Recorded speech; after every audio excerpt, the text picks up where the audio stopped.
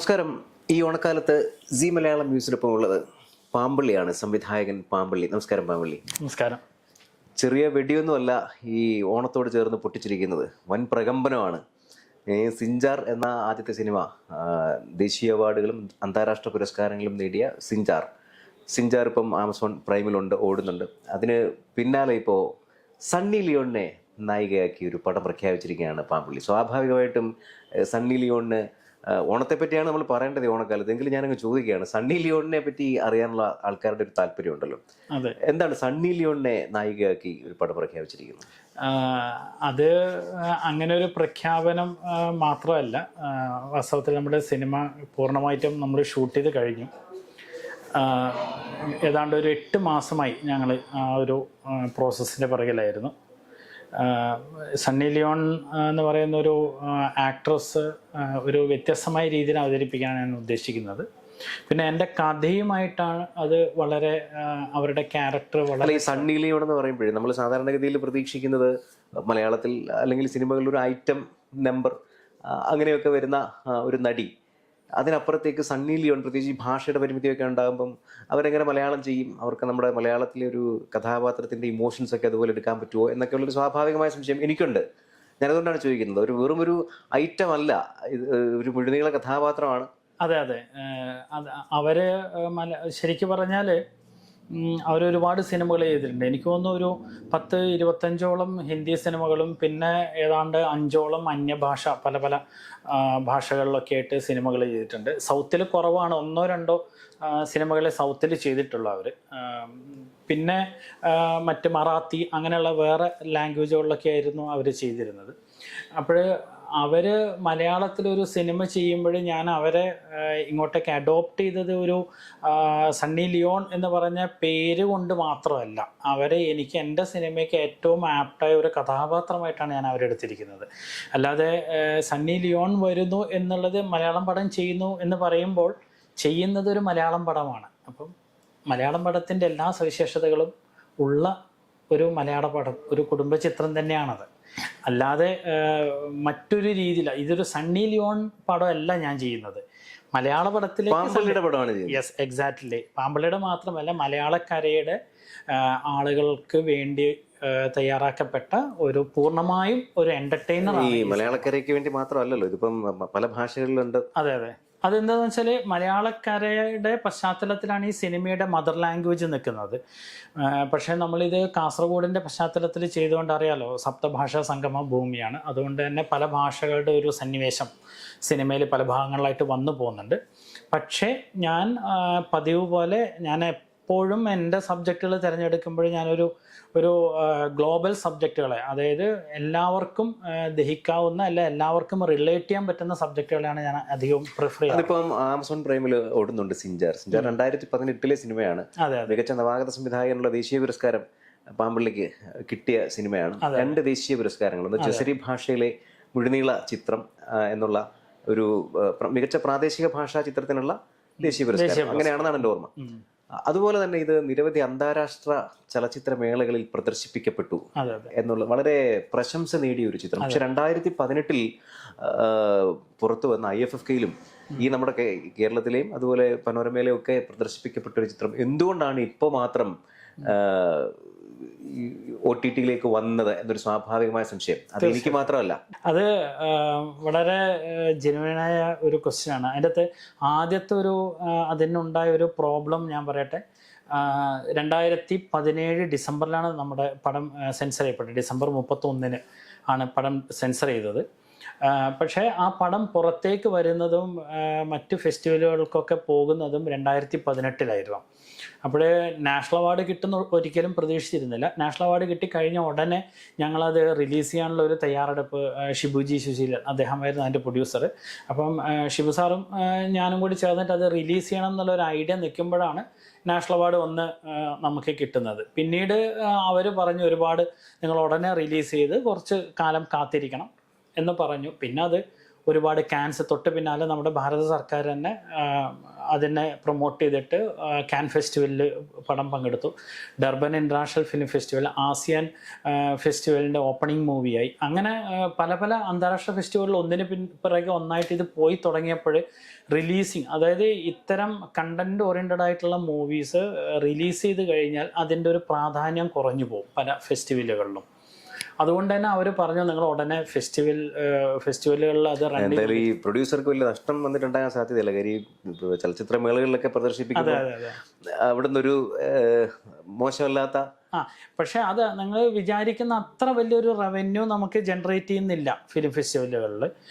അപൂർവം ഫിലിം ഫെസ്റ്റിവലുകളിൽ നമ്മൾ വിന്നർ ആവുമ്പോൾ മാത്രമാണ് നമുക്ക് എന്തെങ്കിലുമൊക്കെ സാമ്പത്തിക പുരസ്കാരങ്ങൾ. ഇപ്പം നാഷണൽ അവാർഡിന് പിന്നെ വലിയ തുക ഉണ്ടായിരുന്നു. അല്ലാതെ മറ്റ് ചില ഫെസ്റ്റിവലുകളിൽ, അപൂർവം ചില ഫെസ്റ്റിവലുകളിൽ മാത്രമേ. ആ വർഷം ഞങ്ങളുടെ ഒരു ഭാഗ്യദോഷം എന്താണെന്ന് പറഞ്ഞാൽ IFFKയിൽ അതുവരെ സെലക്ട് ചെയ്യപ്പെടുന്ന പടങ്ങൾക്ക് 1,00,000 രൂപയോ മറ്റോ അങ്ങനെ ഉണ്ടായിരുന്നു. ആ വർഷം നമ്മുടെ പ്രളയ ബാധിതമായ ഒരു സമയമായതുകൊണ്ട് അതിൻ്റെ ഫണ്ട് സമാഹരണം എന്നുള്ള രീതിയിൽ ഈ തുക മുഴുവൻ അങ്ങോട്ട് നീക്കിയിരിപ്പ് ചെയ്തു. അങ്ങനെ പല പല റീസണുകളിൽ അതിങ്ങനെ പോയി. സമയം നമ്മളെ അനുകൂലിച്ചില്ല. ഇല്ല, അതുകൊണ്ടാണ് ഞാൻ ഈ പറഞ്ഞു വന്നത്. ഈ OTT പിന്നീട് നമ്മൾ 2019 ഏതാണ്ട് ഓഗസ്റ്റ് 9 നമ്മൾ PVR ആദ്യമായിട്ടാണ് നമ്മുടെ പടം റിലീസിന് എടുക്കുന്നത്. സൗത്ത് നിന്ന് പോലും അവർ മുമ്പ് ഒരു പടം എടുത്തിരുന്നില്ല. അപ്പോൾ ഡൽഹി ഇൻ്റർനാഷണൽ ഫിലിം ഫെസ്റ്റിവലിൽ നമുക്ക് അവാർഡ് കിട്ടിയപ്പോൾ അവരുടെ പ്രതിനിധികൾ നമ്മുടെ പടം കാണുകയും അങ്ങനെ എന്നെ ഇൻവൈറ്റ് ചെയ്തിട്ടാണ് ഞാനും ശിവസാറും കൂടി PVRൻ്റെ ഓഫീസിൽ പോകുന്നതും. അവരുടെ വക്കാവ് എന്ന് പറഞ്ഞ സെക്ഷനാണ് നമ്മുടെ പടം റിലീസിന് വേണ്ടി എടുക്കുന്നത്. ഹിന്ദി പടങ്ങൾ മാത്രം എടുത്തിരുന്ന അവർ നമ്മുടെ പടം എടുത്ത് റിലീസ് ചെയ്തു. ഓഗസ്റ്റ് 9 റിലീസ് ചെയ്ത് 3 ദിവസം കഴിയുമ്പോഴേക്ക് അറിയാലോ 2019 ഓഗസ്റ്റ് എന്ന് പറയുന്നത് നമ്മുടെ ആദ്യത്തെ പ്രളയം പൊട്ടിപ്പുറപ്പെട്ട ഒരു സമയമായിരുന്നു. കനത്ത മഴയായിരുന്നു. 3ാമത്തെ ദിവസം കേരളത്തിൽ ലുലുവിൽ റിലീസ് ചെയ്ത സിനിമ 3ാമത്തെ ദിവസം ഞങ്ങൾ കേരളത്തിൽ നിന്ന് വിഡ്രോ ചെയ്തു. മറ്റ് സ്ഥലങ്ങളിൽ പടം ഓടി. അങ്ങനെ മുംബൈ, ഡൽഹി അങ്ങനെയുള്ള പല സ്ഥലങ്ങളിലും പടം ഓടിയെങ്കിലും കേരളത്തിൽ റിലീസ് ചെയ്യാൻ പറ്റിയില്ല. പിന്നീട് അത് കഴിഞ്ഞ് ഞങ്ങൾ പിന്നീടും പല ഫെസ്റ്റിവലിനും പോയിട്ട് അങ്ങനെ ഞങ്ങൾ 2020 പിന്നീട് ഒരു വർഷം ആ പ്രളയത്തിൻ്റെ ഇഷ്യൂ ഒക്കെ ആയി കഴിഞ്ഞു. പിന്നെ നമുക്ക് റിലീസിംഗ് ഒന്നും സാധ്യമായില്ല. 2020 മാർച്ച് 20-ന് 22-ന് ഞങ്ങൾ പടം റിലീസ് ചെയ്യാൻ വേണ്ടിയിട്ട് പിന്നീട് സെറ്റ് ചെയ്തു. അപ്പോൾ മാർച്ച് 20-ന് ലോക്ക്ഡൗൺ കൊറോണ വന്നിട്ട് മാർച്ച് 20-ന് ലോക്ക്ഡൗൺ ആയി. അങ്ങനെ പിന്നീട് തുടർന്ന് വന്ന് 2 വർഷങ്ങൾ നമ്മുടെ കയ്യിൽ നിന്ന് പോയി. എല്ലാവർക്കും നഷ്ടം സംഭവിച്ച പോലെ ഞങ്ങളുടെ പടവും എല്ലാം ഡെഡായി കിടക്കുന്ന കൂട്ടത്തിൽ ഞങ്ങളുടെ പടവും ഡെഡായി. പിന്നെ നമ്മുടെ പടത്തിൽ അങ്ങനെ വലിയ സൂപ്പർ സ്റ്റാറുകൾ ഇല്ലാത്ത ഇല്ല. മുസ്തഫയാണ് അതിലെ മെയിൻ ലീഡ് റോള്. മുസ്തഫയും ഫ്രണ്ടിയും മൈഥിലിയും 3 പേർക്കും ഫീമെയിൽ ലീഡ് റോളുകൾ. എല്ലാവർക്കും തുല്യ പ്രാധാന്യമുള്ള കഥാപാത്രമാണ്. ലക്ഷദ്വീപിന്റെ പശ്ചാത്തലം സിനിമ കണ്ടപ്പോൾ എനിക്ക് വളരെ വലിയ അത്ഭുതം തോന്നി. ഒന്ന് പാമ്പള്ളി ഇത്ര മികച്ചൊരു റൈറ്റർ ആയിരിക്കും എന്ന് ഞാൻ സങ്കല്പിച്ചിരുന്നില്ല. അത് പക്ഷെ എൻ്റെ തെറ്റായിരിക്കാം, എന്നോട് ക്ഷമിക്കുക. മനോഹരമായി ആ പടം എഴുതി. അതിലെ ഭാഷ, ഈ ജസരി ഭാഷ, ഈ മലയാളമായിട്ട് ചേർന്ന് നിൽക്കുന്ന ഒരു ഭാഷ എന്ന് വേണമെങ്കിൽ പറയാം. പക്ഷെ ഈ പ്രയോഗത്തിലൊക്കെ ചില നീട്ടലുകളും കുറുക്കലുകളും ഒറ്റയടിക്ക് പെട്ടെന്ന് ചിലർക്ക് മനസ്സിലാക്കാൻ പറ്റാത്ത ചില രീതികളൊക്കെ അതിനുണ്ട്. പക്ഷെ നമുക്ക് മനസ്സിലാവും. എങ്ങനെയാണ് ആ ഭാഷയൊക്കെ തയ്യാറാക്കിയത്? ഡയലോഗൊക്കെ ചെയ്യുമ്പം അത് ഭാഷയുടെ കാര്യത്തിൽ ശരിക്ക് പലരുടെയും ധാരണ ലക്ഷദ്വീപിൽ നിൽക്കുന്ന ഭാഷ മലയാള ഭാഷയാണെന്നാണ്. പക്ഷേ ശരിക്കത് മലയാള ഭാഷയല്ല. എൻ്റെ അറിവിൽ എന്താണെന്ന് വെച്ചാൽ ഈ ഭാഷാപരമായിട്ട് നോക്കുമ്പോഴേ ഞാൻ സിനിമ ചെയ്യാൻ പോയാൽ ഞാൻ പിന്നീട് ഭാഷയെക്കുറിച്ച് അന്വേഷിച്ച് പോയി ഞാനൊരു ചെറിയൊരു പഠനം നടത്തേണ്ടി വന്നു. അതെന്തുവെന്ന് വെച്ചാൽ എൻ്റെ മുമ്പിൽ കുറേ ക്രൈസിസ് വന്നു. ഈ കഥ പൂർണ്ണമായിട്ടും ലക്ഷദ്വീപിലൊരു മുക്കുവനിലേക്ക് ഞാൻ പേസ്റ്റ് ചെയ്തപ്പോൾ അവിടുത്തെ ആളുകളുടെ സ്വതസിദ്ധമായ ശൈലി തന്നെ ഉപയോഗിക്കാം എന്ന് ഞാൻ പറഞ്ഞു. അങ്ങനെ ഞാൻ ശിവസാറിൻ്റെ അടുത്ത് ഞാൻ പറയുന്നത്, സാറേ അവിടെ സംസാരിക്കുന്ന ഒരു പ്രത്യേകമായിട്ടുള്ള ഒരു പിന്നെ ഭാഷയാണ്, ആ ഭാഷയിൽ നമ്മൾ ഈ പടം ചെയ്താലോ. അപ്പോൾ എനിക്ക് സ്വാഭാവികമായിട്ട് കുറേ ടെൻഷൻ ഉണ്ടായിരുന്നു. ഒന്ന് സെൻസറിങ്ങിൻ്റെ ഒരു പ്രശ്നം, രണ്ടാമത് ഇതിൻ്റെ വിപണന സാധ്യത, അതായത് ലൈക്ക് OTT, സാറ്റലൈറ്റ്. അന്ന് OTT വന്നിട്ടില്ല, എന്നാലും സാറ്റലൈറ്റ് അങ്ങനത്തെ സാധ്യതകളെ കുറിച്ച് എന്താണ് എന്നുള്ളൊരു ആശങ്കയുണ്ടായിരുന്നു. പിന്നെ മൂന്നാമത് എന്ന് പറയുന്നത് ഈ ഒരു ഭാഷ ഇങ്ങനെ നിലനിൽക്കുക, ആ ഭാഷയിൽ ചെയ്ത് കഴിഞ്ഞാൽ അതർ ഫെസ്റ്റിവലുകാരെ എങ്ങനെ അതിനെ ആക്സെപ്റ്റ് ചെയ്യും, ഒന്നിനെക്കുറിച്ചും ഒരു ധാരണയും ഇല്ലാതെ അദ്ദേഹം പറഞ്ഞു, പാമ്പള്ളി എന്തായാലും ആ കഥയ്ക്ക് ആ ഭാഷ നന്നായിട്ട് യോജിക്കുന്നതാണെങ്കിൽ തീർച്ചയായിട്ടും നമുക്ക് ആ ഭാഷയിൽ തന്നെ ചെയ്യാം. അപ്പം ഞാൻ പറഞ്ഞു സാറേ ഇങ്ങനെ കുറേ റിസ്ക്കുകളുണ്ട്, കുഴപ്പമില്ല അതിൻ്റെ വിധി പോലെ അത് വരും എന്ന് പറഞ്ഞ് അദ്ദേഹം തന്നൊരു സപ്പോർട്ട് അത് പറയാതിരിക്കാൻ വയ്യ. കാരണം അദ്ദേഹമാണ് എന്നോട് പാമ്പള്ളി നമുക്ക് ഈ ഭാഷയിൽ തന്നെ ചെയ്യാം, കുഴപ്പമില്ല ധൈര്യം വിട്ട്, നിങ്ങളുടെ തീരുമാനം അതാണെങ്കിൽ ഞാൻ ആ തീരുമാനത്തിൽ നിന്ന് പുറകോട്ട് നിൽക്കുന്നില്ല, നിങ്ങൾ മുന്നോട്ട് പോയിക്കോളൂ. ദീപ് പറഞ്ഞ പോലെ ഇതിപ്പോൾ കുറച്ച് വൈകി റിലീസ് ചെയ്യാൻ അല്ലെങ്കിൽ ഇപ്പം OTT-ൽ വരാൻ, ആൾക്കാർക്ക് അത് കാണാൻ, സാധാരണ മനുഷ്യർക്ക് അത് കാണാൻ പാകത്തിൽ അതൊരു പ്ലാറ്റ്ഫോമിലേക്ക് വരാൻ കുറച്ച് വൈകി. പക്ഷേ അത് വൈകിയത് കൊണ്ട് വലിയ കുഴപ്പമൊന്നുമില്ലെന്നാണ് എനിക്ക് തോന്നിയത്. കാരണം അത് അന്നും ഇന്നും ഇനി ഒരു പക്ഷേ ഒരു 10 കൊല്ലം കൂടെ കഴിഞ്ഞാലും ഫ്രഷ് സിനിമ പോലെ നമുക്ക് കാണാം. അതിൻ്റെ ഒരു പ്രമേയം അങ്ങനെയാണ്, ഓരോ ദിവസവും അതിനൊരു പ്രസക്തി ഉണ്ടെന്നാണ് എനിക്ക് തോന്നുന്നത്. എന്താ അങ്ങനെ ഒരു വിഷയം സെലക്ട് ചെയ്തത്? വിഷയം പൊതുവെ ഞാൻ മുമ്പ് ഈ സിനിമയ്ക്ക് മുമ്പ് ഞാൻ ചെയ്യുന്ന ഞാൻ തിയേറ്ററിൽ നിന്നാണ് ഞാൻ വരുന്നത്. ഞാൻ ഡ്രാമകൾ എഴുതുകയും അഭിനയിക്കുകയും ഒക്കെ ചെയ്തിട്ടുണ്ട്. അപ്പോൾ ആ ചെയ്യുന്ന സമയത്തൊക്കെ ഞാൻ എന്തെങ്കിലും ഒരു പ്രത്യേകതയുള്ള സബ്ജക്റ്റ് ചൂസ് ചെയ്യാൻ എപ്പോഴും ഞാൻ ശ്രമിക്കാറുണ്ട്. അതെൻ്റെ ഒരു ഐഡൻറ്റിറ്റി ആയിട്ട് ഞാൻ കൊണ്ടുപോകുന്നത്. ഞാൻ മുമ്പ് എനിക്ക് ആദ്യത്തെ സിനിമയ്ക്ക് മുമ്പ് കിട്ടിയ ഒരുപാട് ഷോർട്ട് ഫിലിംസുകൾ, ഇൻ്റർനാഷണൽ അവാർഡ്സ് കിട്ടിയ ഒരുപാട് ഷോർട്ട് ഫിലിംസ് ഉണ്ട്. അതിലൊക്കെ കണ്ടൻറ്റുകളൊക്കെ ഞാൻ ഇതേപോലെ വളരെ യുണീക്കായിട്ടുള്ള സബ്ജക്റ്റുകൾ തപ്പി ഞാനെടുത്ത് അതിനെ എൻ്റെതായ സ്റ്റൈലിൽ ഫിക്ഷൻ ആക്കി. അതിപ്പോൾ ഈ ഇപ്പോൾ പുതുതായിട്ട് പ്രഖ്യാപിച്ച വിസ്ത വില്ലേജിലും തീർച്ചയായിട്ടും അതിനും അതിൻ്റെതായ കുറെ പ്രത്യേകതകളുണ്ട്. എന്നാ പിന്നെ കഥ ഞാൻ പറയുന്നില്ല. കാര്യം കഴിഞ്ഞ ദിവസം ഈ ഇതിന്റെ പ്രൊമോഷനുമായിട്ട് ലോഞ്ച് ചെയ്ത സമയത്ത് നടൻ അശോകൻ പ്രസ് മീറ്റിൽ ഇരുന്നിട്ട് ഇങ്ങനെ ആ കഥ ഇങ്ങനെയാണ് അങ്ങനെയാണെന്ന് പറയാൻ പോകുമ്പോൾ പാമ്പള്ളി ഇങ്ങനെ കൈക്ക് കയറി പിടിക്കുന്ന, മൈക്കിന് കയറി പിടിക്കുന്ന ഒരു കാഴ്ച. ഇപ്പൊ കഥ പറഞ്ഞു പോയേക്കും എന്ന് പാമ്പള്ളി ഭയന്നു. എന്നാലും ഒരു ചെറിയ ഹിൻസ് ഒക്കെ കൊടുക്കാം. അല്ല അത് തീർച്ചയായിട്ടും അല്ല, അതെന്ന് പറയുന്നത് പൂർണ്ണമായിട്ടും അതൊരു തനി നാടൻ കുടുംബകഥയാണ്. അല്ലാണ്ട് അതാ ഞാൻ പറഞ്ഞത് സണ്ണി ലിയോൺ ഈ പടം എന്നുള്ളതല്ല. സണ്ണി ലിയോൺ നമ്മുടെ സിനിമയിലെ മെയിൻ കഥാപാത്രമായ ഒരുപാട് 40ഓളം മലയാളത്തിലെ ആർട്ടിസ്റ്റുകളുണ്ട്. അപ്പം അനുശ്രീ, രേണു സൗന്ദർ, അശോകേട്ടൻ, മണിയമ്പിള്ള രാജു, ഡോക്ടർ റോണി ഡേവിഡ്, അഖില ഭാർഗവൻ, പ്രേമിലൊക്കെ ചെയ്ത അഖില ഭാർഗവൻ, അങ്ങനെ തുടങ്ങി ഒരുപാട്, രജത് കുമാർ, ഋതുമന്ത്ര, നമ്മുടെ കോഴിക്കോട് ഉള്ള സുധീഷ് ഏട്ടൻ, അങ്ങനെ നിഷാ സാരംഗ്, രാകേഷ് ശർമ്മ, അങ്ങനെ അത് ഈ ഇത്രയും സീനിയർ ആർട്ടിസ്റ്റിനെ കൂടെ യൂത്തായിട്ട് ആർഡിയക്സൊക്കെ ചെയ്ത മിഥുൻ വേണുഗോപാൽ, അശ്വത് ലാൽ, ശരത് സഭ, ഇപ്പോൾ ഇറങ്ങിയ പല പടങ്ങളിലും നല്ല കഥാപാത്രമായിട്ട് നല്ലൊരു പൈസ ചെലവായി കാണുമല്ലോ. അപ്പോഴേ ഇത്രയും കഥാപാത്രങ്ങൾ അതിനകത്ത് വരുമ്പോഴേ ഞാൻ ഏറ്റവും കൂടുതൽ ഞാൻ ഫേസ് ചെയ്തൊരു പ്രോബ്ലം എന്ന് പറഞ്ഞാൽ എനിക്ക് ആരെയും മാറ്റി നിർത്താൻ പറ്റില്ല. എല്ലാവരും നല്ല കലാകാരന്മാരാണ്. എല്ലാ കഥാപാത്രത്തിനും സിനിമയിൽ തുല്യ പ്രാധാന്യമാണ്. ഈ സിനിമയിൽ എന്നോട് പലരും ചോദിക്കാറുണ്ട് ആരാണ് ഹീറോ. ഇപ്പോൾ സണ്ണി ലിയോൺ എന്ന് പറയുന്നത് ഒരു കൗതുകമായതുകൊണ്ടും ബോളിവുഡിലും ലോകം അറിയപ്പെടുന്ന ഒരു ആർട്ടിസ്റ്റും ആയതുകൊണ്ട് എല്ലാവരും സണ്ണി ലിയോൺ പടം എന്ന് പറയുന്നുണ്ട്. പക്ഷെ ആ സിനിമ കാണുമ്പോൾ നിങ്ങൾക്ക് ബോധ്യപ്പെടും ആ സിനിമയിൽ അനുശ്രീയും പിന്നെ ലീഡ് ക്യാരക്ടറായ അനുശ്രീയും അതുപോലെ തന്നെ സണ്ണി ലിയോണും തുല്യ കഥാപാത്രമാണ്. അതുപോലെ തന്നെ ആ സിനിമയിൽ അഖിലേന്ദ്ര മിശ്ര, ഇപ്പം അഖിലേന്ദ്ര മിശ്ര എന്ന് പറയുന്നത് ലഗാനിലൊക്കെ അഭിനയിച്ച, ഒരുപാട് ബംഗാളി ഹിന്ദി പടങ്ങൾ അഭിനയിച്ച, ഇന്ത്യ കണ്ടതിൽ ഏറ്റവും മികച്ച നമ്മുടെ പണ്ടത്തെ സീരിയൽ ക്രൂർ സിംഗ് എന്ന് പറഞ്ഞ ഒരു ക്യാരക്ടർ, ചന്ദ്രകാന്ത എന്ന് പറഞ്ഞ സീരിയൽ ക്രൂർ സിംഗ് എന്ന് പറഞ്ഞ ക്യാരക്ടറായിട്ടാണ് അദ്ദേഹം ഇന്ത്യ മുഴുവൻ അറിയപ്പെടുന്നത്. അങ്ങനെയുള്ള അഖിലേന്ദ്ര മിശ്ര ഇതിനകത്തൊരു തുല്യ പ്രാധാന്യമുള്ള കഥാപാത്രം ചെയ്യുന്നുണ്ട്. അപ്പോൾ ഇതിനകത്ത് ആരാ ഹീറോ എന്ന് ചോദിച്ചാൽ ഞാൻ പറയും ഈ സിനിമയിൽ ഹീറോവും ഹീറോയിനും ഒക്കെ സബ്ജക്റ്റാണ്. അത് സിനിമ കാണുമ്പോൾ നിങ്ങൾക്ക് തിയേറ്ററിൽ നിന്ന് മനസ്സിലാവും. ആ സബ്ജക്റ്റിനെ ലിഫ്റ്റ് ചെയ്ത് കൊണ്ടുപോകുന്ന ശക്തരായ കുറേ പില്ലേഴ്സാണ് ഈ ആക്ടേഴ്സ് മുഴുവൻ. അവരെല്ലാവരും ചേർന്നാണ് ഇതിനെ തള്ളിക്കൊണ്ടുപോകുന്നത്.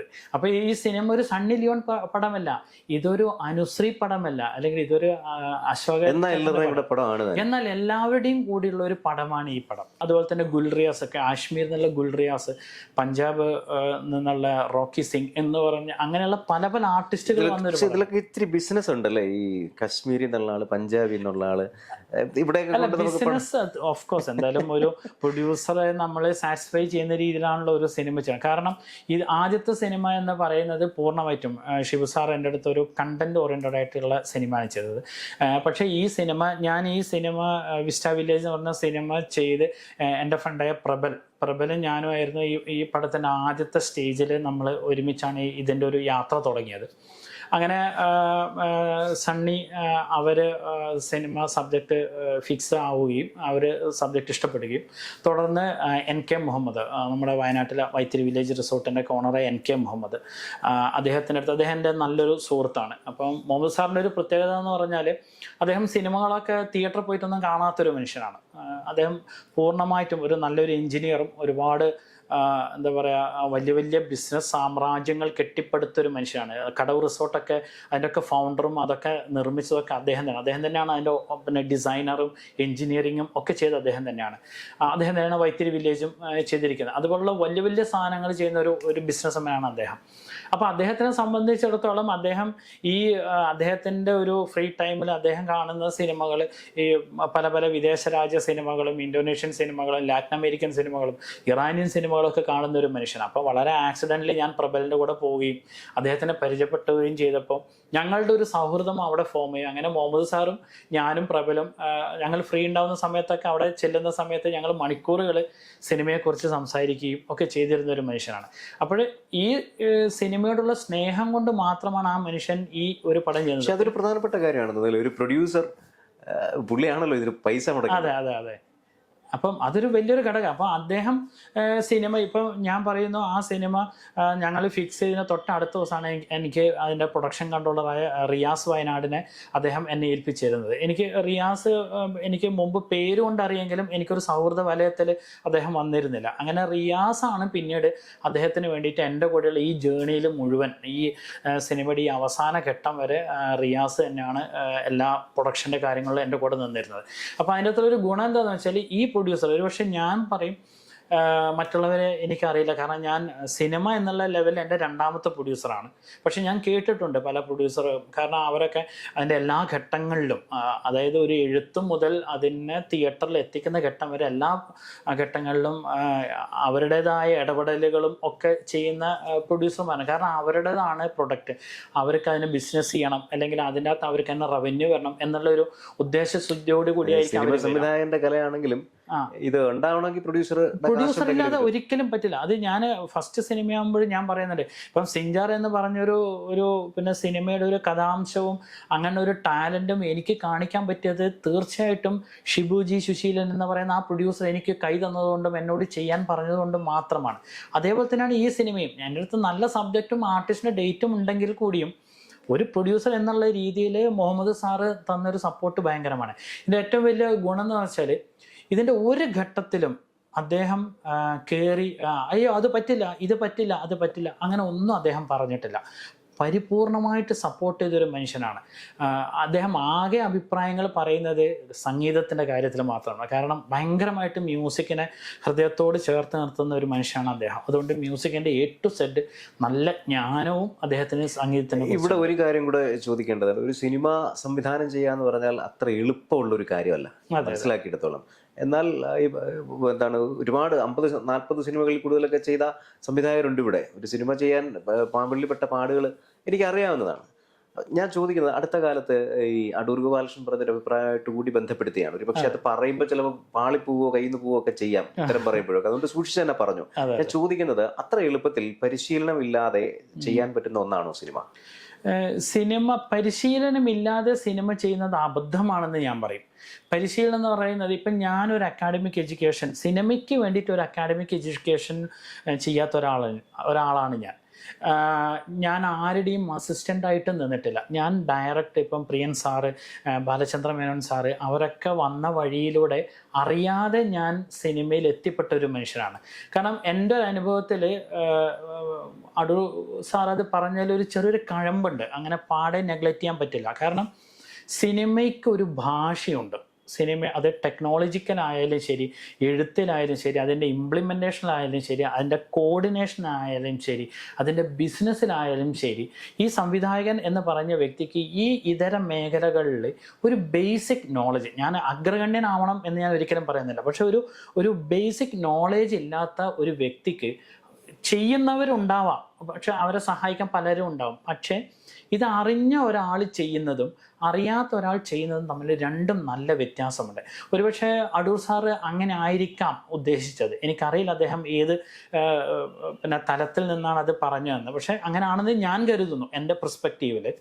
അപ്പം ഞാൻ സിനിമ ഒരു എഡ്യൂക്കേഷനിലോ അല്ലെങ്കിൽ ഒരാളുടെ അസിസ്റ്റൻ്റായിട്ടോ ചെയ്യാതെ ഞാൻ എങ്ങനെ സിനിമ ചെയ്തു എന്ന് ചോദിച്ചാൽ, എൻ്റെ ഒരു ബേസ് പശ്ചാത്തലം എന്ന് പറയുന്നത് ഞാൻ തിയേറ്ററുകൾ 8ാം ക്ലാസ് മുതൽ സ്വന്തമായിട്ട് നാടകങ്ങൾ എഴുതി ഓൺ തിയേറ്ററിൽ വിഷ്വലായിട്ട് ഡയറക്റ്റ് ചെയ്ത് സ്വന്തമായിട്ട് കുറേ നാടകങ്ങൾ അഭിനയിച്ചു.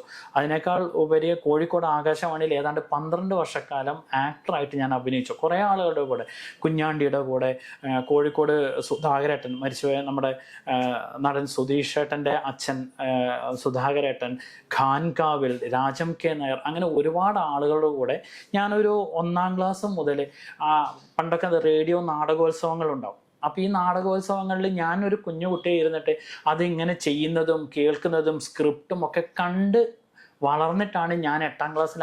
പരിശീലനമാണല്ലോ. പരിശീലനമാണ്. അത് കണ്ട് പഠിച്ചിട്ടാണ് ഞാൻ. പക്ഷെ എന്നെ ഒരു അസിസ്റ്റന്റ് എന്ന് പറഞ്ഞ് നിർത്തിയില്ല എന്ന് മാത്രമേ ഉള്ളൂ. ഇത് ഞാൻ പേടല്ല, കണ്ടും കേട്ടും അനുഭവത്തിനാണ് ഞാൻ സിനിമ പഠിക്കുന്നത്. പിന്നീട് 8ാം ക്ലാസ്സിൽ നിന്ന് നാടകങ്ങൾ ചെയ്യാൻ തുടങ്ങിയപ്പോഴാണ് എനിക്ക് അറിയാം, എന്നെ പഠിപ്പിച്ച പോൾ കല്ലാനോട് എന്ന് പറഞ്ഞ മാഷ്. ആ മാഷാണ് എന്നെ ജീവിതത്തിൽ ആദ്യമായിട്ട് ഒരു സിനിമാക്കാരനെ പരിചയപ്പെടുത്തുന്നത്. അത് നമ്മുടെ ചെലവൂർ വേണു സാറായിരുന്നു. അങ്ങനെ വേണു സാറും പോൾ കല്ലാനോട് മാഷും ഭയങ്കര അടുത്ത സുഹൃത്തുക്കളായിരുന്നു. അങ്ങനെ ഒരു ദിവസം സ്കൂൾ വിട്ടു പോകുമ്പം ഞാൻ മാഷോട് ഇങ്ങനെ സിനിമാ കഥകളൊക്കെ പറഞ്ഞ് എന്നും പോൾ മാഷ കൂടെ നടക്കുന്നൊരു സ്വഭാവം എനിക്കുണ്ട്. അതായത് സെൻറ് ജോസഫ് ബോയ്സ് സ്കൂളിൽ നിന്ന് ടൗൺ വരെ, മാനാഞ്ചിറ വരെ അദ്ദേഹത്തിൻ്റെ കൂടെ ഇങ്ങനെ നടന്ന് റെയിലൊക്കെ ക്രോസ് ചെയ്ത് ഇങ്ങനെ പോകുന്നൊരു ഒരു ബന്ധം. ഞങ്ങളൊരു സുഹൃത്തുക്കളെ പോലെയായിരുന്നു ഞാനും പോൾ മാഷും. അപ്പോൾ അന്ന് എനിക്ക് ഡോക്ടർ രാഹുൽ ലക്ഷ്മൺ, പിന്നെ സംസ്ഥാനത്തൊക്കെ മിമിക്രൊക്കെ ചെയ്ത് ഇപ്പോൾ ഒരുപാട് സിനിമകളിലൊക്കെ അഭിനയിച്ച രാഹുൽ ലക്ഷ്മണൊക്കെ എൻ്റെ സീനിയറായിട്ട് വർക്ക് ചെയ്തിരുന്നു. അപ്പോൾ അങ്ങനെയുള്ള ഒരു കലാ സൗഹൃദത്തിൻ്റെ ഇടയിലാണ് എൻ്റെ എന്താ പറയുക എൻ്റെ പുതുനാമ്പുകൾ വരുന്നത്, മുള പൊട്ടുന്നത്. അങ്ങനെ ഈ എനിക്കിപ്പോഴും ഞാൻ ഓർക്കുന്നു, ഞാൻ എത്രയോ വേദികളിൽ പറഞ്ഞൊരു കാര്യമാണ്, ഞാൻ ആദ്യമായിട്ട് എഴുതിയൊരു നാടകം ഭയങ്കര പരാജയമായി പോയി. ഭയങ്കരമായിട്ട് എനിക്ക് കൂവല് കിട്ടിയതുകൊണ്ട് എൻ്റെ ജീവിതത്തിൽ ഞാൻ ഇന്നേ വരെ ഈ നിമിഷം വരെ അത്രയും കൂവല് ഞാൻ ജീവിതത്തിൽ കേട്ടിട്ടില്ല. അങ്ങനെ ഞാൻ ഭയങ്കര നിരാശനായി നിന്ന സമയത്ത് വീട്ടിൽ ചെന്നപ്പോൾ അമ്മയാണ് എൻ്റെ അടുത്ത് പറയുന്നത്, നീ എന്തിനാ ഇങ്ങനെ വിഷമിക്കുന്നത്, നിനക്ക് അടുത്ത വർഷവും ചെയ്യാലോ. അപ്പം എൻ്റെ മനസ്സിൽ ആ നിരാശ മുഴുവൻ പോയി. ഒരു പുതിയൊരു ഒരു പോസിറ്റീവ് എന്താ പറയുക അംശമാണ് എൻ്റെ അമ്മ എൻ്റെ മനസ്സിലേക്ക് നട്ടുവെച്ചത്. ഒന്ന് താങ്ങി തീർച്ചയായിട്ടും. എൻ്റെ അമ്മ ടീച്ചറായിരുന്നു. ഒരു പാരൻ്റ് എന്നതിനേക്കാൾ ഉപരി തൻ്റെ മകനെ എങ്ങനെ പിന്നെ അജിറ്റേറ്റ് ചെയ്യണം, എങ്ങനെ അവനിൽ പുതിയ പ്രതീക്ഷകൾ കൊടുക്കണമെന്ന് ശരിക്കും വ്യക്തമാക്കിയ ഒരു അമ്മയായിരുന്നു അത്. എന്നെ സംബന്ധിച്ചിടത്തോളം ഞാൻ ഇന്നത് ഓർക്കാൻ കാരണം അത്രയും പവറായിരുന്നു അമ്മയുടെ ആ വാക്കുകൾക്ക്. അപ്പോഴാണ് എനിക്ക് ഞാൻ എന്തിനാ ഇപ്രാവശ്യം ചെയ്തതിൽ പരാജയപ്പെട്ടതിൽ ഞാൻ സങ്കടപ്പെടുന്നത്, എനിക്ക് തീർച്ചയായിട്ടും അടുത്ത വർഷം ചെയ്യാലോ എന്നുള്ളത്. അങ്ങനെ ഞാൻ പോൾ സാറെടുത്ത് എന്ന് പറഞ്ഞു, സാറേ എൻ്റെ നാടകം കണ്ടായിരുന്നോ, പിള്ളേരൊക്കെ ഭയങ്കര കൂവി സാറേ എന്ന് പറഞ്ഞപ്പോൾ സാറ് ഒരു ചിരിച്ചു. എന്നിട്ട് എന്നോട് പറഞ്ഞു, നീ ആദ്യം കുറേ നാടകങ്ങൾ കാണും, കുറേ നാടകങ്ങൾ കണ്ടു കഴിയുമ്പോൾ നിനക്ക് മനസ്സിലാവും നിന്റെ ഡ്രാമയ്ക്ക് എന്ത് പറ്റി, അല്ലെങ്കിൽ ഇനി എഴുതുമ്പോൾ എങ്ങനെ എഴുതണം എന്ന് നിനക്ക് മനസ്സിലാവും. അത് ഞാൻ ഇന്നും ആ വാക്കുകൾ പരിശീലനം എന്ന് പറയുന്നത് അത് ഗോൾഡൻ വാക്കുകളായിട്ട് ആ വാക്കുകളെ ഞാൻ എൻ്റെ സിനിമാ ജീവിതത്തിലേക്ക് ഞാൻ ഇംപ്ലിമെൻ്റ് ചെയ്തു. ഞാൻ സിനിമ പഠിച്ചത് അങ്ങനെയാണ്. ഞാൻ കുറേ സിനിമകൾ കണ്ടു, സിനിമയെക്കുറിച്ചുള്ള ആർട്ടിക്കിൾ വായിച്ചു, സിനിമയായിട്ട് ബന്ധപ്പെട്ട ആളുകളുടെ സംസാരങ്ങൾ കേട്ടു, ഫിലിം ഫെസ്റ്റിവലുകളിൽ പോയിട്ട് അവർ നടത്തുന്ന ഓപ്പൺ ഫോറങ്ങളിൽ ഒരു സൈലൻ്റായിട്ടിരുന്ന് കാര്യങ്ങൾ മനസ്സിലാക്കിയെടുത്തു.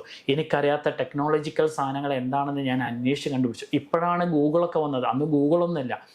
അന്നൊക്കെ നമുക്ക് പറ്റുന്ന ഞാൻ ഒരുപാട് സിനിമ പഠിക്കാൻ ഞാൻ ഒരുപാട് കഷ്ടപ്പെട്ടിട്ടുണ്ട്. കാരണം എനിക്ക് പറഞ്ഞു തരാൻ ആരുമില്ല. ഞാൻ പോകുന്ന വഴി ശരിയാണെന്നോ തെറ്റാണെന്നോ പോലും അറിയില്ല. ഞാൻ സ്വന്തമായിട്ട് വഴി വെട്ടി തെളിച്ചു വന്നവനാണ് സിനിമയിൽ. സ്വന്തമായിട്ട് എനിക്ക് ഒരാൾ പോലും പറയില്ല ഞാനാണ് പാമ്പള്ളി കൊണ്ടുവന്നത് എന്ന് ഒരാൾക്ക് പോലും പറയാൻ പറ്റില്ല. അങ്ങനെ പറയാൻ അവകാശമുണ്ടെങ്കിൽ അത് പോൾ മാഷിന് മാത്രമേ ഉള്ളൂ. അത് ഞാൻ തല കുനിച്ചുകൊണ്ട് ഞാൻ അംഗീകരിക്കും. കാരണം മാഷാണ് എനിക്കത് മനസ്സിലായി. ഇനി ഒരു കാര്യം കൂടെ അടൂർ പറഞ്ഞതിനകത്ത് ഒരു കാര്യം കൂടെ, അതായത് ഇപ്പം ഈ പറഞ്ഞ സ്കീമിൽ വിവാദ വിഷയമായ ആ ഒരു സ്കീമിൽ 1.5 കോടി രൂപയാണ് കൊടുക്കുക. അപ്പം 1.5 കോടി ഒരാൾക്ക് കൊടുക്കുന്നതിന് പകരം 50 ലക്ഷം വീതം 3 പേർക്ക് കൊടുത്താൽ 3 പേർക്ക് സിനിമ ചെയ്യാവുന്നതാണ് എന്ന് അദ്ദേഹം പറഞ്ഞു. എന്റെ ചോദ്യം തീർന്നില്ല. പക്ഷെ അത് സിനിമ ചെയ്യുന്ന ഒരാളെന്നുള്ള നിലയ്ക്ക് കൊമേഴ്സ്യൽ സിനിമയുണ്ട്, അതല്ലാത്ത സിനിമയുടെ ഒരു സമാന്തര സിനിമ എന്നൊക്കെ പറയുന്ന അങ്ങനെ ഒരു വിഭാഗത്തിൽ പെടുന്ന സിനിമയുണ്ട്. അടൂരിനടുത്ത് ചോദിക്കുമ്പോൾ അടൂര് പറയും അങ്ങനെ ഒരു സമാന്തര സിനിമയൊന്നുമില്ല, സിനിമ മാത്രമേ ഉള്ളൂ എന്ന് പറയും. ഞാൻ ചോദിക്കുന്നത്, എങ്കിലും ഈ രണ്ട് വകതിരിവുകളുണ്ട്, രണ്ട് വേർഷൻസ് ഉണ്ട് നമുക്ക്. ഈ പിരിവുകളിൽ ഈ പറഞ്ഞ 50 ലക്ഷത്തിന് ഈ പറഞ്ഞ സിനിമ ചെയ്തെടുക്കാൻ ഇവർക്ക് പറ്റുമോ? തീർച്ചയായിട്ടും. ഞാൻ പറഞ്ഞത്, അദ്ദേഹം പറഞ്ഞതിൽ വലിയൊരു പോയിന്റ് ഉണ്ട്. ഞാൻ ആസ് എ പേഴ്സൺ ഞാനൊരു 80% ഞാൻ അദ്ദേഹത്തോട് യോജിക്കുന്നുണ്ട്. അതിൻ്റെ ഒരു കാരണം എന്താണെന്ന് വെച്ചാൽ, നമ്മൾ ഒരു 1.5 ലക്ഷം രൂപ അല്ല 1.5 കോടി രൂപ നമ്മൾ ഒരു വ്യക്തിക്ക് കൊടുക്കുന്നതിന് പകരം അത് 3ആയിട്ട് 50 രൂപ വെച്ച് 3 പേർക്ക് അത് വിഭജിച്ച് കൊടുക്കുമ്പോൾ 3 പേർക്ക് അവസരം കിട്ടുന്നു എന്നുള്ളതാണ് ഏറ്റവും പ്രൈമായിട്ടുള്ള ഒരു. അല്ല, അപ്പൊ അതിൽ ഒരാൾക്ക് അവസരം കിട്ടുന്ന ഒരാൾക്കെങ്കിലും അത് സിനിമ ചെയ്യാൻ സഫീഷ്യന്റ് ആകുമോ കയ്യിൽ കിട്ടുന്ന 50? അതാണ് ഞാൻ പറയുന്നത്. 50 കിട്ടുമോ? അതടുത്ത ചോദ്യം. സർക്കാർ കാര്യമാണ്. സർക്കാർ കൊടുക്കുന്നുണ്ടോ എനിക്കറിയില്ല. കിട്ടുവാണെങ്കിൽ ഒരു 50 ലക്ഷം രൂപയ്ക്ക് മനോഹരമായ ഒരു കണ്ടന്റ് ഓറിയന്റഡ് ആയിട്ടുള്ള സിനിമ നിർമ്മിക്കാൻ അത് ധാരാളമാണ്. അതായത് ധാരാളിത്തമില്ലാതെ, അതായത് നമുക്ക് സിനിമയിൽ പിന്നെ ഈ കച്ചവട സിനിമയിൽ കൂടുതൽ കാശ് ചെലവഴിക്കേണ്ടി വരുന്നത് അതിൻ്റെ ആ പുറംമോടിക്കാണ്. അതായത് അതിൻ്റെ കളർഫുൾ ആയിട്ടുള്ള അറ്റ്മോസ്ഫിയർ സൃഷ്ടിക്കാനും, അതായത് ഒരു സമാന്തര സിനിമയ്ക്ക് അല്ലെങ്കിൽ ഒരു കണ്ടന്റ് മൂവിക്ക് വേണ്ടുന്നതിനേക്കാൾ ഇരട്ടി VFX ഗ്രാഫിക്സ് സാധനങ്ങൾ കമേഴ്ഷ്യൽ സിനിമയ്ക്ക് വേണ്ടി വരും. അതിനേക്കാൾ ഹെവി ആയിട്ടുള്ള മ്യൂസിക്കുകൾ വേണ്ടി വരും. ഇപ്പോൾ ഒരു കണ്ടന്റ് മൂവി ആണെങ്കിൽ വേണമെങ്കിൽ പശ്ചാത്തലത്തിന് ഒരു ഓടക്കുഴൽ മാത്രം മതിയാവും. അല്ല, അതാണ് ഈ ഇത് സംബന്ധിച്ചുള്ള ട്രോളുകൾ വന്നു. ഇപ്പൊ അടൂരിനത് പറയാൻ കാര്യം, അടൂരിന്റെ സിനിമയിൽ മമ്മൂട്ടി വന്ന് ഫ്രീ ആയിട്ട് അഭിനയിച്ചിട്ട് പോകും. പിന്നെ അടൂരിന്റെ സിനിമയിൽ ഈ പറഞ്ഞ വലിയ മ്യൂസിക്കുകളൊന്നും ഇല്ല, ഒരു ചെറിയ തമ്പുരുവിന്റെ സൗണ്ടോ ഇച്ചിരി വീണയോ ഇതൊക്കെ ഉള്ളൂ ട്രോളായി പറയുന്നുണ്ട്. ശരിക്കും അത് മതി എന്നാണോ? അതായത് സിനിമ ഒരു കാഴ്ചയുടെ കലാരൂപമാണ്. അതായത് ആ കാഴ്ചയുടെ കലാരൂപത്തിന് അറിയാലോ, സംഗീതമാണ് ഏറ്റവും, ഞാൻ പറയുന്നത് ഏത് കലാരൂപം എടുത്താലും അതിൻ്റെ ഏറ്റവും പ്രൈം നിൽക്കുന്നത് സംഗീതമാണ്. കാരണം ഈ എല്ലാം സംഗീതമാണ്. ഈ ലോകം പോലും സംഗീതമാണ്. നമ്മളുടെ എന്താ പറയുക, ഉള്ളിൽ മിടിച്ചുകൊണ്ടിരിക്കുന്ന ഹൃദയം വരെ സംഗീതത്തിൻ്റെ ബീറ്റാണ്. ആ സംഗീതത്തിൻ്റെ ബീറ്റോട് കൂടിയാണ് നമ്മുടെ ഹൃദയം പോലും മിടിച്ചുകൊണ്ടിരിക്കുന്നത്. അപ്പോൾ ഈ സംഗീതവും പിന്നെ പശ്ചാത്തല സംഗീതവും അതുപോലെ തന്നെയുള്ള മറ്റ് സാധനങ്ങളൊക്കെ ഈ സിനിമയുടെ ഫ്ലേവേഴ്സാണ്. അത് നമ്മളൊരു പാചകം ചെയ്യുമ്പോൾ നമ്മൾ അതിൻ്റെ അകത്ത് ഇത്തിരി ഗരം മസാല, കുറച്ച് മസാലകൾ, ഇതൊന്നും ഇല്ലാണ്ട് വെറും മുളകും 2 മുളകും ഇത് മാത്രം വെച്ചിട്ട് നമുക്കൊരു കറി ഉണ്ടാക്കാം. പക്ഷെ അതിൻ്റെ അകത്ത് നമ്മൾ എക്സ്ട്രാ മറ്റ് മസാലകൾ ചേർക്കുമ്പോഴാണ് അതൊരു സവിശേഷമായി രുചിയായി വരുന്നത്. അതുപോലെ തന്നെയാണ് സിനിമ. ഈ സിനിമയിൽ നമ്മൾ കമേഴ്ഷ്യൽ സിനിമ എന്ന് പറയുന്നത് നന്നായിട്ട് പാചകം ചെയ്ത പിന്നെ എന്താ പറയുക, ഒരുപാട് മണവും ഗന്ധവും രുചിയും അട്രാക്ഷൻ എല്ലാം വേണം. അതാണ് സിനിമ എന്ന് പറയുന്നത്. അതായത് നമ്മളൊരു ബൗളിൽ ഒരു ഫുഡ് നമ്മൾ വിളമ്പി വെക്കുകയാണെങ്കിൽ, കമേഴ്ഷ്യൽ സിനിമ എന്ന് പറഞ്ഞാൽ അതിൻ്റെ രുചി മാത്രമല്ല, അതിനകത്ത് പിന്നെ കാഴ്ചയിൽ അത് ഭംഗി വേണം. പുറമേ നിന്ന് കാണുമ്പോൾ അതിൻ്റെ കാഴ്ചയിൽ ഭംഗി വേണം, അതിൻ്റെ മണത്തിന് പിന്നെ നല്ല അട്രാക്ഷൻ വേണം. അങ്ങനെ എല്ലാ ഫ്ലേവേഴ്സും വേണം. പക്ഷെ ഒരു കണ്ടന്റ് ഓറിയന്റഡ് സിനിമകൾക്ക് കണ്ടന്റിനാണ് പ്രാധാന്യം. അത് റിയലിസ്റ്റിക് ആയിട്ട് പിക്ചറൈസ് ചെയ്യാം. ഇപ്പോൾ 2 ക്യാമറ മാത്രമായിട്ട് ഇപ്പോൾ ഒരു മാർക്കറ്റിലെ സംഭവമാണെങ്കിൽ ഒരു 2 ചെറിയ ക്യാമറ വെച്ചിട്ട് മാർക്കറ്റിൽ റിയലായിട്ട് നിന്നിട്ട് പിക്ചറൈസ് ചെയ്ത് പോകാം. പക്ഷേ കമേഴ്ഷ്യൽ സിനിമയിൽ സൂപ്പർ സ്റ്റാർ വരുമ്പോൾ നമുക്ക് ഈ മാർക്കറ്റ് മുഴുവൻ ഫാബ്രിക്കേറ്റ് ചെയ്ത് ചെയ്യേണ്ടി വരും. അപ്പോൾ അതിൻ്റെതായ ചിലവുകൾ വരുന്നുണ്ട്. അവർക്ക് ഒരിക്കലും ഇപ്പം മോഹൻലാലിനെ വെച്ചും മമ്മൂട്ടിയെ വെച്ചും അല്ലെങ്കിൽ പറഞ്ഞ ഒരുപാട് കാശ് കൊടുക്കുന്നവരെ വെച്ചും അല്ല ഇത് ചെയ്യുന്നതെങ്കിൽ നിങ്ങൾക്ക് സിനിമ എടുക്കാൻ ഈ പറഞ്ഞ 50 ലക്ഷം ധാരാളം, അത് അത്രയും സർക്കാർ കൊടുക്കുന്നുണ്ടെങ്കിൽ തീർച്ചയായിട്ടും ഒരു സംവിധായകൻ 50 ലക്ഷം രൂപ, പ്രത്യേകിച്ച് നവാഗതർക്കാണ് അതിന് പ്രയോറിറ്റി കൊടുക്കുന്നത്. അപ്പം ഞാൻ ആഗ്രഹിച്ചിട്ടുണ്ട്, ഞാൻ ആദ്യ സിനിമ ചെയ്യുമ്പോഴേ 50 ലക്ഷം പോയിട്ട് ഒരു 20 ലക്ഷം രൂപ ഒരാൾ തന്നിരുന്നെങ്കിൽ ഞാനൊരു മനോഹരമായ ഒരു സിനിമ എടുത്തേനെ എന്ന് ഞാൻ ആഗ്രഹിച്ചിട്ട് ഒരുപാട് നടന്നിട്ടുണ്ട്. പക്ഷെ ആരും സഹായിച്ചിട്ടില്ല. അത് വെച്ച് നോക്കുമ്പോൾ സർക്കാരിൻ്റെ ഭാഗത്തുനിന്ന് ഉണ്ടായ ഈ നീക്കം വലിയൊരു നീക്കമാണ്. ഇപ്പം മറ്റ് സിനിമകൾക്ക് വേണ്ടിയൊന്നും അവാർഡുകളും ഫിലിം ഫെസ്റ്റിവലും നടത്തുന്നതല്ലാതെ ഒരു ഇൻഡിവിജ്വൽ ഗ്രോത്തിന് വേണ്ടി നമ്മുടെ സർക്കാർ എടുത്ത ആ ഒരു പിന്നെ കാര്യം വളരെ നല്ല കാര്യമായിട്ടാണ് ഞാൻ പറയുന്നത്. ഓണത്തെ കുറിച്ചും കൂടെ 2 പേര് പറഞ്ഞ് നമുക്ക് അവസാനിപ്പിക്കാം. തീർച്ചയായിട്ടും ഈ ഓണം എന്ന് പറയുന്നത് നമ്മൾ കുഞ്ഞിലേ തൊട്ട് കാണുന്ന നമ്മുടെ സംസ്കാരത്തിന്റെ ഭാഗമാണെന്നാണ് വൈപ്പ്. കാർഷികോത്സവം, വ്യാവസായികോത്സവം ഇതെല്ലാം കൂടെ ചേർന്നതാണ് നമ്മുടെ ഓണം. ഒരു സങ്കല്പമാണല്ലോ. മാവേലിയൊന്നും വരാനൊന്നും പോകുന്നില്ല, പക്ഷെ മാവേലി വന്നതായിട്ട് നമ്മൾ അങ്ങ് വിചാരിക്കും. പാമ്പള്ളിയുടെ ഇത്തവണത്തെ ഓണം എങ്ങനെയാണ്? ഓണം എന്ന് പറയുന്നത്, എനിക്ക് ശരിക്കും ഓണം എന്ന് പറയുന്നത് എൻ്റെ കുട്ടിക്കാലത്തായിരുന്നു. തീർച്ചയായിട്ടും എൻ്റെ ഒരു 10ാം ക്ലാസ് വരെയുള്ള കാലഘട്ടത്തിലുള്ള ഓണത്തെയാണ് ഞാൻ ഇന്നും സന്തോഷമായിട്ട് ഓർക്കുന്നത്. അതിനുശേഷം വന്ന ഓണം മോശമായിട്ടല്ല, പക്ഷെ എന്താ അതിൻ്റെ ഒരു വ്യത്യാസം എന്താണെന്ന് പറഞ്ഞാൽ, ഞാൻ 10ാം ക്ലാസ് വരെ എന്ന് പറയുന്നത് ഓണപ്പരീക്ഷ. അതൊരു പരീക്ഷ, ഒരു വലിയൊരു ചടങ്ങാണ്. പരീക്ഷ കഴിയുന്നു, അത് കഴിഞ്ഞാൽ പിന്നെ കിട്ടുന്ന ഒരു നീണ്ട ലീവാണ്, ഒരു 10 ദിവസത്തെ. ആ 10 ദിവസക്കാലം നമ്മൾ പുസ്തകമൊന്നും തൊടില്ല. പിന്നെ ഓണത്തിന് വേണ്ടി പൂക്കളങ്ങൾ തയ്യാറാക്കുക, സന്തോഷം. ആ പൂക്കൾ തയ്യാറാക്കുക. അപ്പം നാട്ടിപ്പം എൻ്റെ അമ്മ വളർന്നൊക്കെ പാലക്കാടാണ്. അപ്പം ചില സമയം ഈ വെക്കേഷനിൽ ഒരു 2-3 ദിവസം ഞങ്ങൾ പാലക്കാട് അമ്മയുടെ കൊല്ലംകോട് തറവാട്ടിലേക്ക് പോകും. അപ്പോൾ അതേപോലെ അമ്മയുടെ മറ്റ് സഹോദരിമാരും അവരുടെ മക്കളും എല്ലാവരും വരും. അപ്പോൾ ആ സമയത്ത് ഒരു കൂടിച്ചേരലുണ്ടാവും. ഇതൊക്കെ ഒരുപാട് സന്തോഷങ്ങൾ തന്നിരുന്നൊരു കാലഘട്ടമായിരുന്നു. പക്ഷേ ഞങ്ങളുടെ ആ ബാച്ച്, ആ പിള്ളേരും ആ കസിൻസും എല്ലാവരും, ഞാനൊരു ഡിഗ്രി കഴിയുന്നതോടുകൂടി അവരൊക്കെ അതുപോലെ വളർന്നു. അപ്പോൾ ഒരാൾ വേറെ സ്ഥലത്ത് പഠിക്കുന്നു, വേറൊരാൾ വേറെ സ്ഥലത്ത് ജോലി ചെയ്യുന്നു. അവർ ജോലി ചെയ്യുമ്പോൾ ചില സമയം അവർക്ക് ഒരു ദിവസം ലീവായിരിക്കും. അപ്പോൾ അവരുടെ വീട്ടിൽ നിൽക്കും, ഇങ്ങോട്ട് വരാൻ സമയമില്ലാതെ. അതോടുകൂടി ഈ ഓണത്തിൻ്റെ സെലിബ്രേഷൻ്റെ ഒക്കെ സ്വഭാവങ്ങൾ മാറി. എല്ലാം അവരവരുടെ വീടുകളിൽ മാത്രമായിട്ട് അങ്ങ് ചുരുങ്ങി. അപ്പോൾ ഈ എന്താണെന്ന് വെച്ചാൽ നമ്മൾ പിന്നീട് ഈ പിന്നെ ഇന്നത്തെ കാലഘട്ടത്തെ ജോലിയും കാര്യങ്ങളായിട്ട് പോകുന്നതോടുകൂടി നമുക്ക് ഈ പരീക്ഷകളോ അല്ലെങ്കിൽ മറ്റു കാര്യങ്ങളോ ഒന്നും ഇല്ലാത്തത് കൊണ്ട് ഓണം കലണ്ടറുകളിൽ നിന്ന് ഉണ്ടാവുന്ന തിരിച്ചറിവ് മാത്രമായി. ഇപ്പോൾ ഓഗസ്റ്റ് സെപ്റ്റംബർ എത്തുമ്പോൾ കലണ്ടർ നോക്കുമ്പോൾ ഓണം ഇപ്രാവശ്യം ഈ ഡേറ്റിനാണല്ലേ, ഒരു വയസ്സും കൂടെ കൂടി വിചാരിക്കും. അതെ അങ്ങനെ അതും ഒരു കാൽക്കുലേഷൻ ആണ്. എത്ര ഓണം ഞാൻ കൂടുതലുണ്ടാണെന്ന് അറിയാൻ പറ്റും. അതെ. അപ്പം അങ്ങനെയാണ് നമ്മുടെ ഓണം, ഇപ്പോഴത്തെ ഓണം വരുന്നത്. അപ്പോൾ പിന്നെ ഞാൻ മനസ്സിലാക്കുന്നത് ഇപ്പോഴത്തെ ഓണങ്ങളൊക്കെ കേരളത്തിന് പുറത്തുള്ള വിദേശികളാണ് നന്നായിട്ട് ആഘോഷിക്കുന്നത് ഞാൻ പറയും. കാരണം ഈ അമേരിക്കയിലും അവിടെയുള്ള ആളുകൾ ഓണം കഴിഞ്ഞാലും അവരുടെ ആഘോഷങ്ങൾ ഇങ്ങനെ തുടരും. ഒരു വർഷമൊക്കെ ഒരു സെപ്റ്റംബർ ഒക്ടോബറിലൊക്കെ ഇങ്ങനെ ഓണാഘോഷ പരിപാടികൾ, ക്രിസ്മസ് കഴിഞ്ഞാൽ ഓണാഘോഷങ്ങൾ പരിപാടികൾ ചെയ്യാറുണ്ട്. അപ്പം ഞാൻ പറയുന്നത് ഇപ്പം മലയാളികളെക്കാൾ നന്നായിട്ട് ഇപ്പം കേരളത്തിൽ എവിടെയാണ് ഇപ്പം നന്നായിട്ട് പൂക്കൾ ഉണ്ടാവുന്നത്, കൃത്യമായിട്ടൊരു എല്ലാം തമിഴ്നാട് പൂക്കളായി, ആന്ധ്ര പൂക്കളായി, അല്ലെങ്കിൽ കർണാടക പൂക്കളായി, സുന്ദരപാണ്ഡ്യപുരത്ത് അതെ സൂര്യകാന്തി ഓണമാകുമ്പോ തന്നെ പത്രക്കാർ സൂര്യടിക്കാൻ. അതെ. അല്ല, ഞാൻ പറയുന്നത് ഇപ്പം കേരളത്തിന്റെ ഓണം കേരളത്തിന് കൈവിട്ടു പോയിക്കൊണ്ടിരിക്കുന്നു എന്നാണ് ഞാൻ പറയുന്നത്.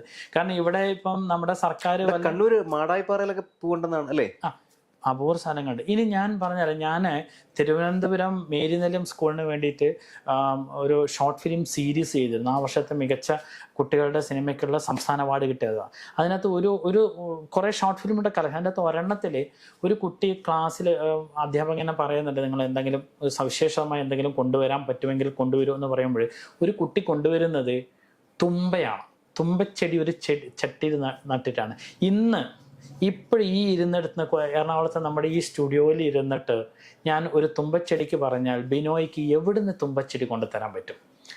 കറക്റ്റായിട്ടൊന്ന് ഐഡന്റിഫൈ ചെയ്യാൻ പറ്റിയ നമ്മുടെ ചുറ്റുവട്ടത്തെ കാണും. ഐഡന്റിഫൈ ചെയ്യാൻ പറ്റിയ പല കുട്ടികൾക്കും ഇത് ഐഡന്റിഫൈ ചെയ്യാൻ പറ്റില്ല. തുമ്പ എന്ന് പറയുന്നത് നമ്മുടെ ഓണത്തിന്റെ ഒരു പ്രതീകമായ ഒരു മുൾപ്പൂ, തുമ്പപ്പൂ, കാക്കപ്പൂ ഇതൊന്നും കാണാനില്ല.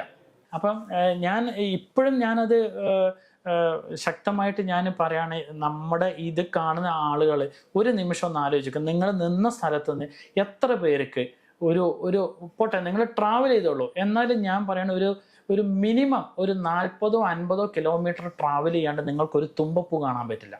കിട്ടിയാൽ ഭാഗ്യം. ചില സമയം നമ്മുടെ ഇവിടുന്ന് അന്വേഷിച്ച് എത്രയോ ദൂരം ട്രാവൽ ചെയ്യേണ്ടി വരും ഒരു തുമ്പപ്പൂ നമുക്ക് കാണാൻ. പാട്ട് കേട്ടാൽ മതി, പാട്ടിൽ ഇഷ്ടം പോലെ ഉണ്ട്. ഇപ്പൊ AI വന്നുകൊണ്ട് AI ക്രിയേറ്റ് ചെയ്യാം. പക്ഷെ അതല്ല റിയൽ തുമ്പപ്പൂ എന്ന് പറയുന്നത്. എത്ര കുഞ്ഞുങ്ങൾക്ക് ശരിക്കും ഈ ഓണത്തിന് നിങ്ങളെപ്പോലുള്ള ചാനലുകാർ അല്ലെങ്കിൽ പിന്നെ റിപ്പോർട്ടർമാർക്ക് ചെയ്യാൻ പറ്റുന്ന ഒരു ഉഗ്രൻ ഒരു ചെറിയൊരു കോമ്പറ്റീഷൻ ഉണ്ട്. ഇന്നത്തെ ഒരു 10ാം ക്ലാസ്സിന് ശേഷമുള്ള അല്ലെങ്കിൽ ഒരു 8ാം ക്ലാസ്സിന് ശേഷം ഉള്ള കുട്ടികളിൽ ഒരു പിന്നെ കുഞ്ഞുങ്ങളുടെ അടുത്തൊരു 3 ചെടികൾ വെച്ചിട്ട് ഇതിനകത്ത് ഏതാണ് തുമ്പപ്പൂ എന്ന് സെലക്ട് ചെയ്യാൻ പറഞ്ഞാൽ പൂവും സെലക്ട് ചെയ്യാൻ പറ്റില്ല, ചെടിയും സെലക്ട് ചെയ്യാൻ പറ്റില്ല. അവർക്ക് അറിയില്ല. എന്തായാലും ആ ആശങ്കകളൊക്കെ അങ്ങനെ തന്നെ സ്വീകരിക്കുകയാണ് കാര്യം. അത് ഇനിയുള്ള തലമുറ കൂടെയാണ് മനസ്സിലാക്കുന്നത്. പിന്നെ തിരിച്ചറിയേണ്ട ഒരു സംഭവമാണ്. അപ്പം ഈ പൂക്കൾ ഒരുപാട് പൊട്ടിവിടരുന്ന പഴയ ഒരു കേരളം അതുപോലൊന്നും ഇനി ഒരിക്കലും ഉണ്ടാവില്ല. കാര്യം മണ്ണിന്റെ ഒക്കെ മാറ്റം വന്നു. മണ്ണ് മാറ്റം വെച്ചാൽ കൂടുതൽ മണ്ണും ആൾക്കാർ വീണ്ടും മാറി. അല്ല, വീട് വെക്കാനൊക്കെ ആയിട്ട് ആൾക്കാർ അതുപോലെ വ്യവസായ സ്ഥാപനങ്ങൾക്കോ ഫ്ലാറ്റുകൾക്കോ ഒക്കെ ആയിട്ട് നമ്മുടെ മണ്ണെടുത്തോണ്ട് പോയിട്ടുണ്ട്. അപ്പം മണ്ണ് കുറച്ചേ ഉള്ളൂ, കൃഷി കുറച്ചേ ഉള്ളൂ. അപ്പം അതുകൊണ്ട് തന്നെ ഉള്ള സ്ഥലത്തൊക്കെ ഇന്നും നാളെയും മറ്റന്നാളുമായിട്ടൊക്കെ ഒരുപാട് പാമ്പള്ളി പറഞ്ഞ പോലെ തുമ്പപ്പൂക്കൾ വിടരട്ടെ എന്നാഗ്രഹിക്കുകയാണ്. സി മലയാളം ന്യൂസിനൊപ്പം മുറ്റത്തും തുമ്പപ്പൂ വിരിയട്ടെ. Thank you. അങ്ങനെ തന്നെ ആവട്ടെ. സി മലയാളം ന്യൂസിനൊപ്പം ഈ ഓണക്കാലം ഇത്തിരി നേരം ചെലവഴിച്ചതിന് നന്ദി. നമസ്കാരം.